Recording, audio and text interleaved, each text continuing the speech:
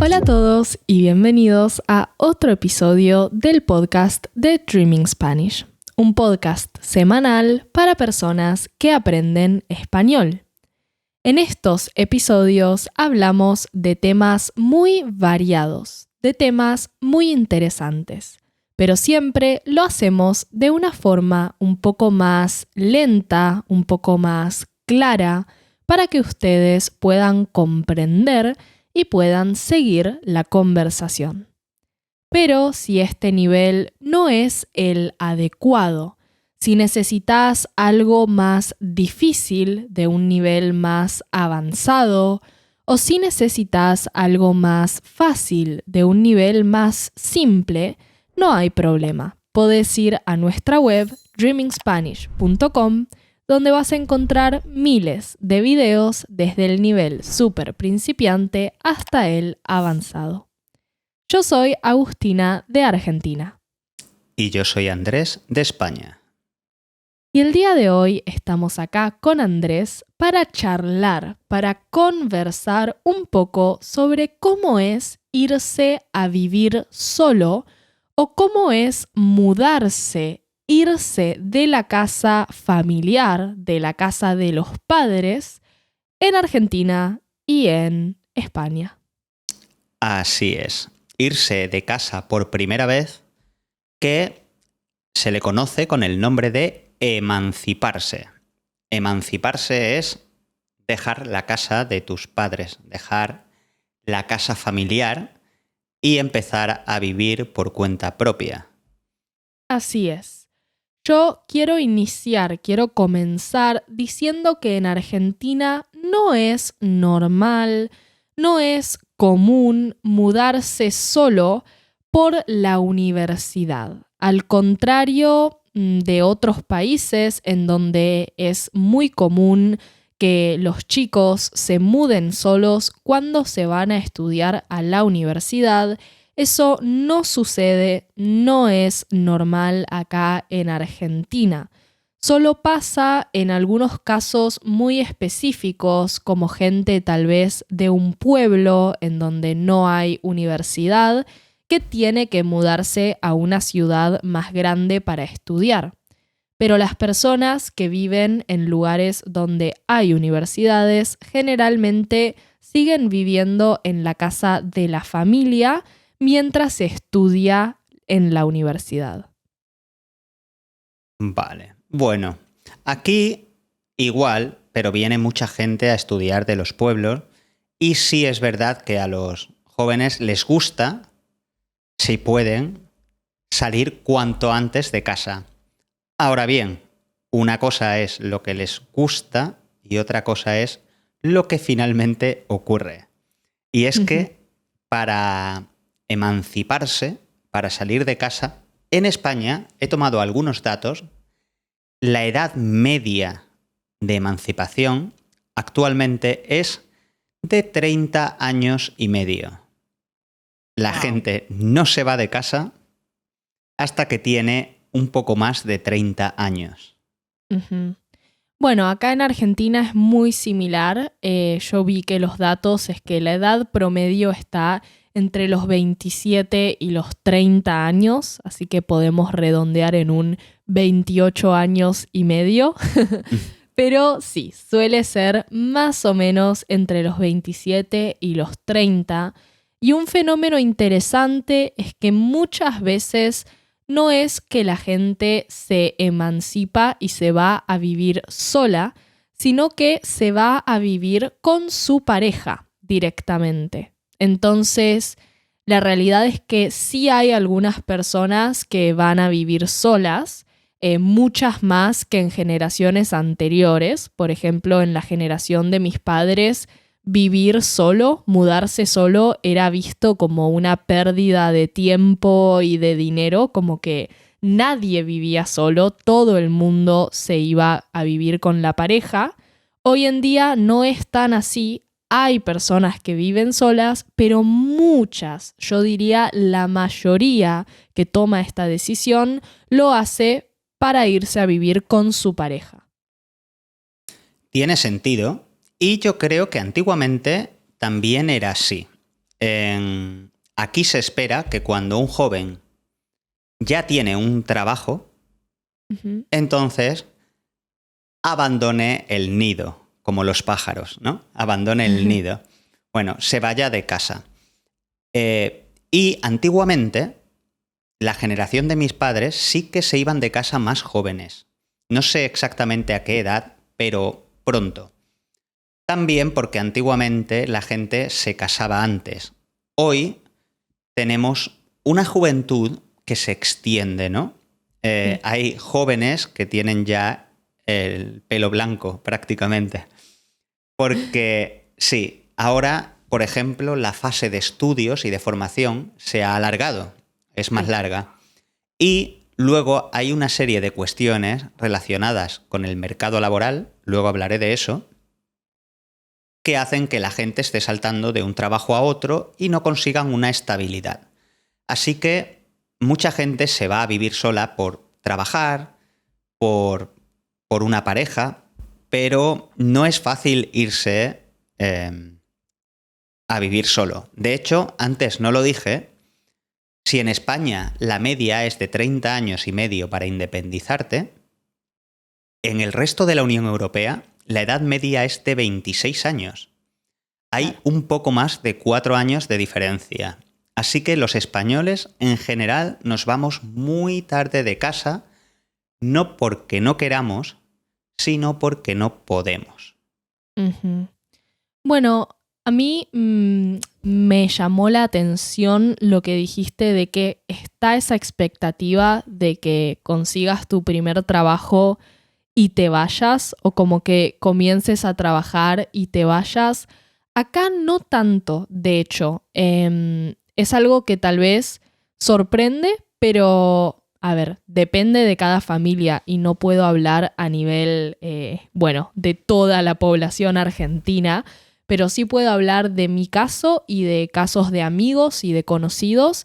Y la verdad es que ninguno tiene esa presión por parte de los padres de irse de la casa. Y estamos hablando que la mayoría de mis amigos tienen entre 22 y 25, 26 años y casi todos tienen un trabajo y todo, pero no está esa expectativa. Es más como que hoy en día se lo ve como que está bien que primero uses esa plata para disfrutar de otras cosas, ¿no? Como que los jóvenes aprovechen esa plata para invertir en hobbies o cosas que les gustan, para que compren un auto, tal vez, ¿no? Su primer auto, para que viajen con los amigos, ¿no? Es como que se lo ve más por ese lado. Dicho esto, también hay casos en donde sí hay una necesidad o esa sensación de querer mudarte. Tengo conocidos que tal vez no tienen una relación ideal con la familia, no se llevan tan bien con los padres o que tienen muchos hermanos y por ende en su casa no tienen mucha privacidad o espacio, y en esos casos sí tienen una necesidad como más grande y más ganas de vivir solos. Pero en los otros casos, en la mayoría de los que conozco, como que esa presión no aparece hasta que tenés unos lindos 28, 29 o 30 años. Muy bien, no sé, puede ser, aquí habrá familias iguales, pero en mi entorno y lo que yo he conocido es que a partir de cierto momento, cuando ya has terminado la universidad, por ejemplo, empiezan a decir, bueno, ¿tú quieres vivir aquí para siempre o qué? No, es como, hijo, ya no te vamos a estar poniendo la comida, esto no es un hotel, muévete. Muévete. Claro. Yo a tu edad ya me había comprado una casa, ya te dicen eso, ¿no? Yo a tu edad ya estaba casado esperando un hijo. Lárgate. Sí. Sí, bueno, también puede depender como de qué generación son tus padres, ¿no? Porque vos creciste en una generación un poco más grande que la mía, tenemos tal vez esa diferencia. Y en el caso de mis padres, por ejemplo, no se casaron tan jóvenes. Ellos se casaron a los 28, ¿no? Y hasta ese momento ellos vivieron en las casas de sus familias, ¿no? Entonces tal vez por eso tengo algunos amigos con padres un poco más grandes y eso sí tal vez tienen más esa idea, ¿no? De como, bueno, dale. Pero algo interesante también, creo que un fenómeno que yo veo, es que eso que decís vos de, bueno, no es un hotel, no te voy a poner la comida o lo que sea, también va cambiando. O sea, yo en mi casa, a mí no me cocinan, ¿entendés? O sea, tal vez un día mi papá cocina algo o lo que sea, pero yo voy y me hago mi propia comida, o hay veces que yo cocino para los dos, ¿no? Tengo muchos amigos que viven esa realidad, que se compran a veces su propia comida, sus propias cosas. Entonces limpian la casa, ¿no? Entonces es un modelo en donde tal vez están más distribuidas las responsabilidades. No es que seguís viviendo como si fueras un niño de 5, Claro, 6, 7 años. claro. Pero bueno, no sé si a lo mejor el espacio tendrá algo que ver. Mm. Aquí muchas familias viven en casas donde cuando el niño ya crece y el niño ya tiene barba y tiene la voz grave, ya Ujú. no cabe. Ya no cabe y no... Aparte de cuestiones de privacidad también, no puede desarrollarse, ¿no? Em, pero yo creo que sí, que hay también un poco de presión del espacio, ¿no? Y también se da mucho que hay gente que sale de casa, consigue un trabajo y ya puede salir de casa, pero al año la empresa cierra, lo despiden, suben los alquileres y tiene que volver otra vez a casa de los padres y se convierte en un ciclo. Lo he visto mucho. Sí, Antes, a lo mejor, era te divorcias y vuelves a casa de tus padres hasta que rehaces tu vida. Pero hay muchas personas que se van de casa y vuelven 7, 8 veces. Claro, claro. porque nunca sabes, ¿no? Vas a estudiar fuera, luego vuelves, buscas otro trabajo, otra casa. En España, los jóvenes tienen un desempleo brutal. Pero un desempleo brutal. Es muy Ujú. difícil que tengan un trabajo estable. Hay mucha hostelería, aquí hay mucho turismo, entonces muchos jóvenes trabajan cuando hay turismo. Y los meses Claro. que hay menos turismo, 3 o 4 de 10 de la empresa van a la calle. Y ahora es como, ¿qué hago? A casa otra vez. Ujú. Sí, sí, acá también está bastante normalizado lo de volver a casa de tus padres en momentos de crisis, que lamentablemente tenemos bastantes, ¿no? Momentos de picos inflacionarios, de mucha inflación, que los alquileres se van, ¿no? Los precios se vuelven una locura. Muy común en casos de divorcios. Eso era más que nada muy común en la generación de mis padres, generación en donde una de cada 4 parejas se divorció, ¿no? Entonces también ahí se enfrentaron con esa realidad y tenés tal vez a mucha gente grande, como de 40 años, volviendo a la casa de los padres, aunque sea por un periodo de unos meses, porque se divorció. Así que acá también se ve mucho. Pero te quiero preguntar, ¿cómo es el tema de los compañeros de piso? Porque acá no está tan normalizado. Es como que si se puede evitar, se evita. Y en los únicos casos que al menos yo lo he visto es en situaciones de como estudiantes, ¿no? Como te digo, estudiantes de un pueblo, tal vez, que tienen que ir a una ciudad a estudiar, que no tienen trabajo o tienen trabajos que pagan muy poco, entonces terminan poniéndose de acuerdo, ¿no? Ujú. Con otros estudiantes y compartiendo un apartamento, un piso con ellos, pero más allá, fuera de ese caso específico, no es muy normal. En España, ¿cómo es? Sí, es más normal de lo que parece. De hecho, hay muchísimas personas que no pueden pagar un piso completo. Es muy difícil pagar un piso completo, una sola persona. O una pareja lo pone más fácil, pero sigue siendo difícil. Conozco muchos casos de parejas que comparten piso con otra pareja u otras personas. Wow. Pero muchos casos, ¿eh? Una pareja se va a vivir a un piso y subarrienda otras habitaciones. Luego quizá comente algo sobre subarrendar. Es decir, sin que tu propietario lo sepa, tú alquilas otra habitación en un sitio que ya tienes alquilado. Claro. Pero mira, tengo aquí unos datos. El 31% de las personas que comparten piso viven con al menos otras 3 personas. Wow. El 24% con otras 2. Son 3 personas en el piso. Solo el 26% vive con una persona más. 2 personas en una casa.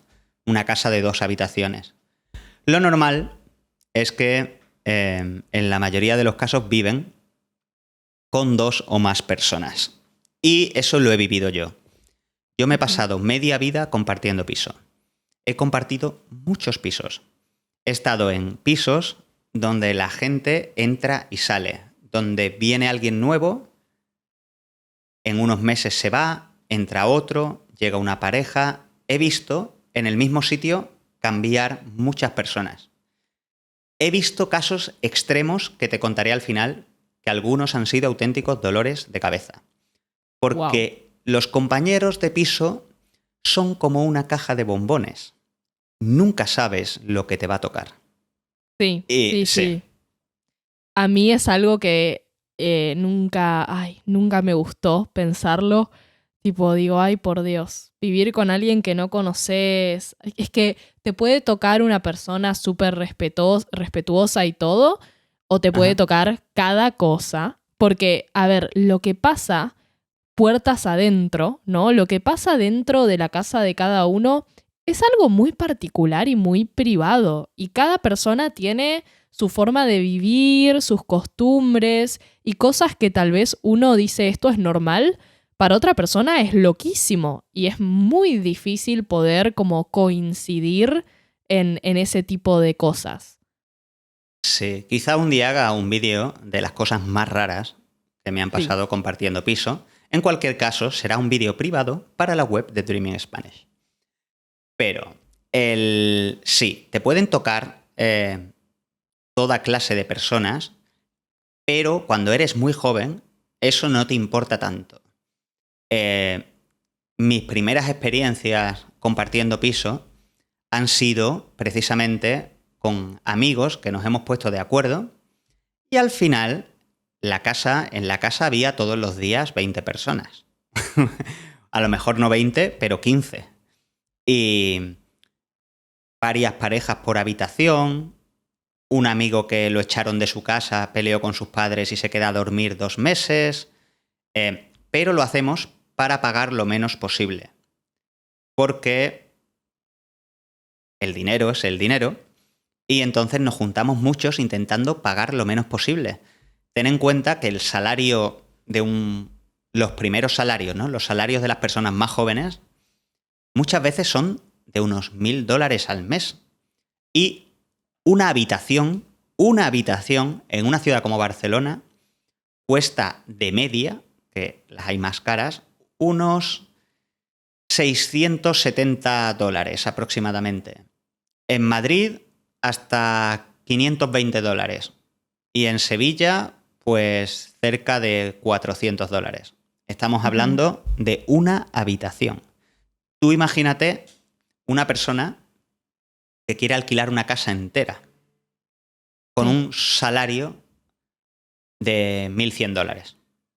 Pues casi todo el dinero se va en el alquiler. Sí. Y además tendrá que pagar luz, agua y al final, si tiene internet, el teléfono, al final no te queda absolutamente nada. Como tengas un problema y tengas que gastar un poco más un mes, adiós. Sí. Bueno, acá depende, obviamente varía mucho según la región de Argentina, porque es un país enorme y la situación de cada persona y de cada región es muy diferente, pero hoy en día podemos decir que en Buenos Aires, para alquilar un monoambiente, un estudio, digamos, ¿no? Que muchas veces tienen 20 metros y, o sea, estamos hablando de algo muy básico, muy básico. Estamos hablando de mínimo $300 por mes. Y te digo mínimo. Tal vez si querés un monoambiente un poco mejor, más moderno, un poco más espacioso, unos $400 o $500 por mes. Y Me claro, parece fantástico. bueno, es A que mí. eso te iba a decir.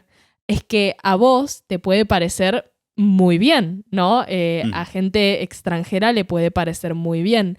Pero si tenemos en cuenta que el salario mínimo son unos $280, ¿no? Ujú. Tengamos en cuenta que un trabajo normal de un joven que empieza sin estudios puede ganar que $400, $500. Y gente con estudios que entra, que empieza a trabajar en un lugar, puede ganar $900 por ahí. Pero si tenemos en cuenta que tenés un departamento de 400, que tenés $50 de servicios, 25 de internet, no sé, 150 por mes de comida, 35, 40 de transporte, te está dando un mínimo de $700, ¿no? Y para un argentino no es poco. Eso es lo que es difícil tal vez de entender, ¿no? Para la gente de otros países. Pero para un argentino donde el salario mínimo son $280 y donde un trabajo más o menos normal con estudios te puede pagar unos 800 o 900, es difícil. Sí, sí, claro. Es que el poder adquisitivo es muy relativo al entorno en el que vives, ¿no? Sí. Sí, claro. Si a mí un monoestudio por $400, aquí en Sevilla sería muy difícil de encontrar o sería un lugar probablemente lleno de ratas. Claro, claro. Claro. Sí, y bueno, y estoy segura que muchos de los que están viendo este video, si son estadounidenses, por ejemplo, van a decir, ¿cómo en Barcelona una habitación por 600 no es nada? ¿No? Porque es muy relativo, pero uno tiene que entender que los salarios no son los mismos en diferentes lugares del mundo. Y que Claro. también, aunque te alcance para vivir, no tenés, pero nada no te sobra nada. O sea, te Claro. salta un problemita o simplemente querés salir a cenar 2 veces por mes y ya no podés, ¿no? Entonces, es difícil y, bueno, acá también lo que pasa con el alquiler es el tema de los contratos, que para alquilar legalmente hay ciertos requisitos, tener, bueno, una garantía, tener garantía propietaria, ¿no? Como con qué respaldás. Mucha gente no tiene esta garantía. Un seguro, ¿no? Y también, importante, un recibo de sueldo, ¿no? Que acredita, que comprueba tus ingresos. Ahora, ¿qué pasa? En Argentina, casi todo el mundo está en negro. Es muy difícil conseguir un trabajo siendo joven en blanco, un trabajo legal. O hay mucha gente que hoy en día trabaja tipo freelancer. Y esta gente no tiene un recibo de sueldo, ¿no? Como que los requisitos para alquilar no se adaptan a la modernidad y a los tipos de trabajo de hoy en día. Entonces, por eso mucha gente termina alquilando de forma, digamos, no oficial, hace acuerdos directos con los propietarios, no hace un contrato legal y por eso después el propietario te quiere aumentar, ¿no? Te aumenta el alquiler una locura y vos no te podés quejar porque no es legal. Entonces, muchas veces la gente termina en situaciones bastante complicadas con los alquileres por no poder hacer contratos legales. Esa es una situación ya... Eso en España no ocurre tanto. Eso me lo estás poniendo muy difícil. Porque claro, si no puedes presentar una nómina de trabajo, ¿no? Ujú. Tu paga, si luego el propietario te extorsiona, te sube el alquiler, yo no entiendo. Entonces, si tu alquiler es ilegal, él te puede subir la renta como quiera, porque si tú estás ilegalmente de inquilino, él también te está alquilando a ti legalmente. Es Bueno, decir, pero él te sí, puede echar, ese es el tema. Que vos no tenés garantía como en un contrato legal de yo tengo el departamento por 1 año, 2, 3, no, esto es a palabra. Entonces el tipo, el propietario, puede venir y decirte, bueno, si no me pagas más, te vas y te quedas sin casa. ¿y cómo te echa? Viene y te echa, te dice andate o si no digo que sos ilegal, o sea, bueno, no, la gente no es como vos, Andrés, ese es el tema. Si alguien viene y te dice si no me pagas más andate, la gente normalmente se va. Vos tal vez no te irías, pero tenés que pensar que la persona promedio se iría directamente. Yo le diría, te voy a seguir pagando lo que acordamos y no vuelvas a aparecer por aquí de malas. Cuando pueda, te pagaré más. Pero tú y yo acordamos esto, no me lo cambies ahora. Es decir, yo no dejaría de pagarle, respetaría el contrato que hicimos, aunque fuera un contrato informal. O una cosa que sí pasa en España, es verdad, ese es otro problema, aquí también piden garantías. Aquí piden nómina, piden ciertas garantías y un aval. Por ejemplo, dependiendo de tu salario, es posible que necesites que un familiar responda por ti Sí. si no pagas. Sí. Y no sé si allí tenéis un fenómeno que hay en España que es el de la ocupación, que es Oh, básicamente... Sí, no sé si lo tenéis allí. sí, los ocupas, ¿cómo no lo vamos a tener? Claro. Terrible. Muchas personas sienten un riesgo para alquilar sus casas porque si la persona deja de pagar, no los puedes expulsar fácilmente, dependiendo de la situación que tengan, ¿no? Si tienen hijos, por ejemplo, no. Y yo, en parte, lo entiendo, pero también hay mucha gente que se aprovecha. Hay mucha gente que se aprovecha y entonces hay personas que, pues, quieren alquilar su casa, entra una persona y, y no puedes echarla a la fuerza si esa persona deja de pagar o simplemente ha entrado rompiendo la puerta. Sí, es que eso Entonces, iba a decir. Muchas veces ni siquiera hay un alquiler de por medio. Si tenés una propiedad vacía, hay veces, yo conozco gente que ha ido después de un mes y de la nada tiene gente viviendo ahí y no lo puede sacar. Es una locura. claro, claro. Y yo entiendo, hay casos y casos, y hay casos de Sí, vulnerabilidad social. Hay personas que realmente están trabajando, los despiden del trabajo y ahora está con 2 niños en una casa, no tiene dónde ir y no puede pagar. Y esa persona no es que no quiera pagar, es que no puede y necesita que le den un poco de aire, que le dejen, ¿no? Encontrar otro trabajo y tal y poder volver. Y luego hay personas que entran en una casa, la utilizan, no sé, para vender cosas ilegales o lo que sea, y luego cuando vienen a preguntar le dice, ay no, yo es que no tengo trabajo, estoy muy mal, y bueno, te lleva tiempo solucionarlo. Esas personas, mucha gente piensa que no se debe decir eso, que está muy mal insinuar que hay gente que se aprovecha de la ocupación y en realidad está sacando provecho del sistema. Pero yo creo que esas personas que hacen eso, que ocupan sin necesitarlo y con malas intenciones, son las que más daño le están haciendo a las personas que realmente tienen un problema.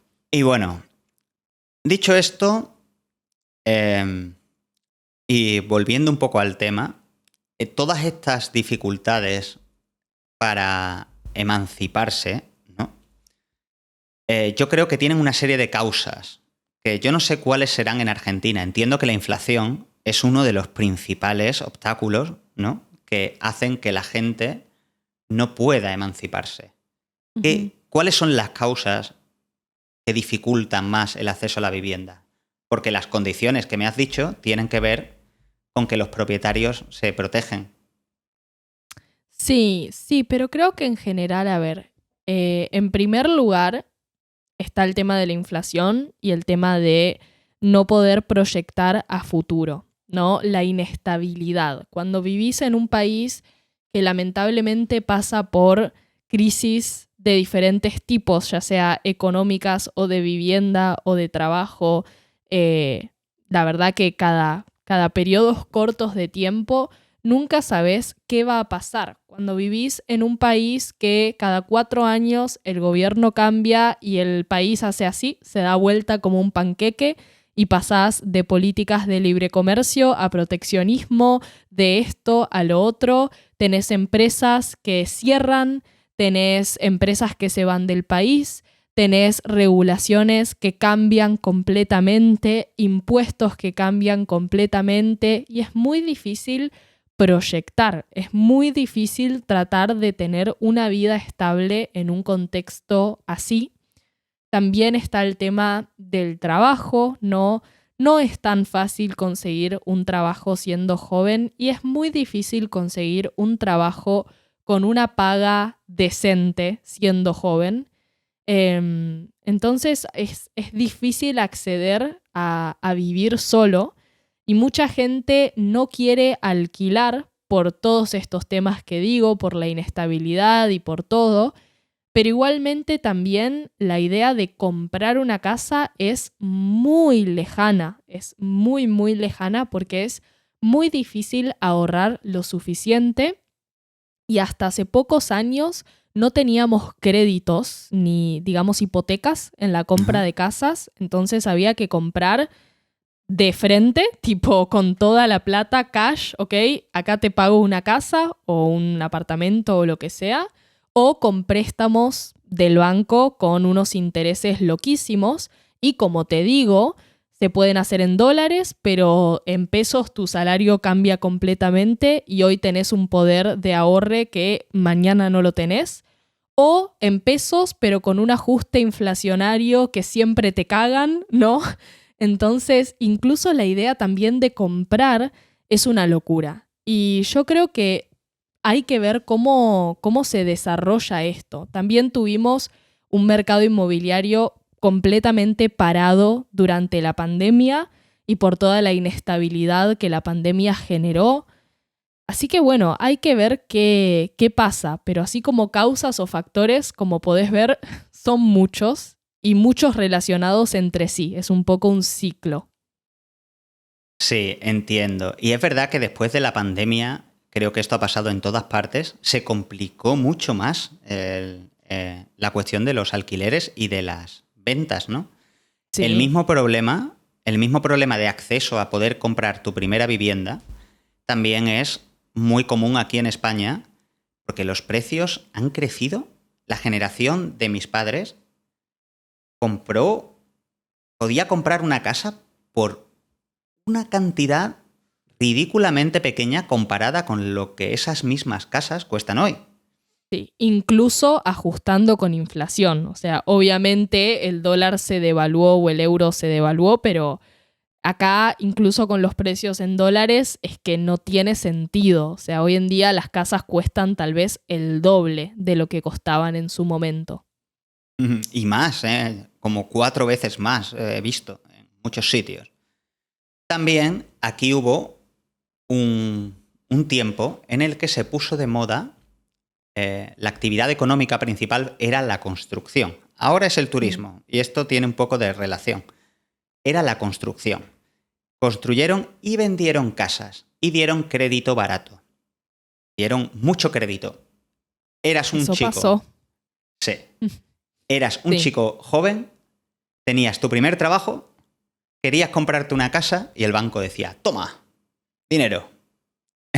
y, y luego llegó la realidad, vino la crisis del 2007, 2008, 2009, mucha gente perdió los trabajos, no podían pagar las casas, se las quedaron los bancos, pero muchos compraron casas para invertir, para ponerlas en alquiler.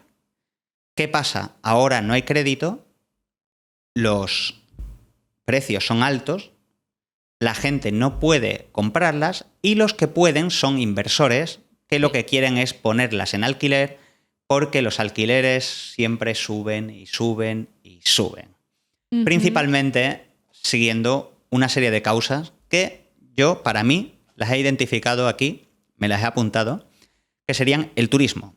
El turismo ha crecido mucho en España y mucha gente quiere alquilar sus casas para convertirlas en Airbnb, en apartamentos turísticos o alquilarlas a otras personas. Pero si las alquilan a españoles, los precios van a subir porque el que haya muchas casas destinadas con uso turístico hace que la disponibilidad de casas sea menor y por lo tanto los precios suban. Luego, debido al problema que hubo del estallido de la burbuja anterior, ya construir vivienda se ha convertido en algo imposible. No liberan suelo, nadie quiere construir vivienda porque ya no parece un tan buen negocio, ¿no? Construir vivienda nueva. Hay muchos problemas y como los bancos no van a prestar dinero para que la gente compre casas, pues ¿para qué?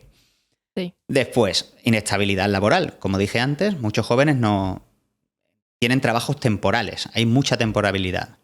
Luego, ahora también estudiamos y nos formamos durante más tiempo y no llegamos a formar una familia tan pronto como lo hacía la generación anterior. Sí. Por lo tanto, no se forman familias nuevas que necesitan casas más grandes y los apartamentos se van haciendo cada vez más pequeños.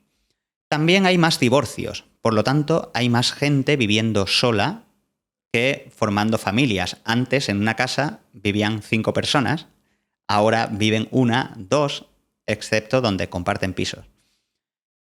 Luego hay mucha gente que se muda del campo a las ciudades o se van de ciudades pequeñas donde no hay oportunidades a ciudades más grandes donde hay oportunidades. Y por último está pues el problema de que muchos propietarios no quieren alquilar a precios baratos para personas que ganan poco dinero porque ven que es un riesgo que esas personas pueden no terminar pagando. Así que los alquileres han quedado para las personas con más ingresos, ¿no? Ujú.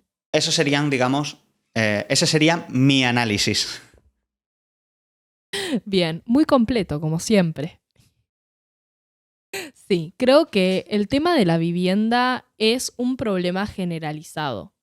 Siento que más allá de lo que podemos contar vos o yo de España o de Argentina, creo que con casi todas las personas con las que hablas del mundo dicen que esto es un problema. Y también puede ser por lo rápido que está creciendo la población y por la expectativa de vida también. Cada vez vivimos más años, cada vez necesitamos ocupar un espacio más años y eso también, creo yo, influye y contribuye a este problema.